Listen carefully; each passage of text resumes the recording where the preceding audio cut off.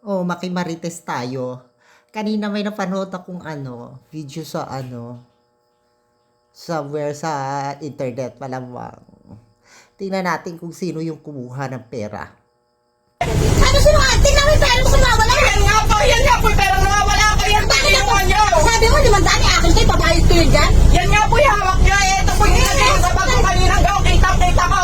Kaya nga po, nagreklamo ako na nawawala ko ng pera. Magreklamo ka ako nawawala sa'yo. Kung sa'yo, Hindi po kayo nagreklamo nga raw. Ayun yung video, oh. Sige. Pakita na po kayo kasi mag-video. Eh, akin yan eh. Sa'yo ba yan? Oh. Ibibigay ko sa'yo. Kita ko pa.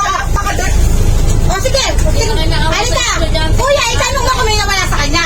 Oh, sige. Ito nga po, nawala akong pera. Sinakaw ka, babalik ko. Ha? Siyempre, babalik na eh. Pinag-inaano ko na po kayo eh. Bakit kayo babalik ka? Nasabi niya kasi, Pera. Sige. CCTV po tayo. O sige po. Ang sabi niya kasi sa akin, 500 eh, pambayad ko to sa'yo. Wala ako sinabi ni Mandaan. Sinabi ko nawawalan po ako ng pera. Kulang po to. O sige, kung nawawalan ka, baka bigyan pa kita. O. Kung nawawalan ka, kung sa'yo to, eh babae Hindi nga po yan yung pinaglalaban ko. Ito ang pinaglalaban ko. Pinuha niya ko. Sila nilagay niyo kung dapat ko kanina ginagalit ako. Sige, tingnan mo dyan. Mula pa sa'yo nawawala eh. Alam mo yung 500. Tingnan mo Ano dyan. wala? Nagreklamo lang ako sa inyo. Ate ka ako kaayos. Ay dapat sasabi ko sa inyo nawawalan po ata ako ng pera. O yata pala. O diba, nabitin din kayo. Kahit ako nabitin din dyan. Nung pinanood ko kanina.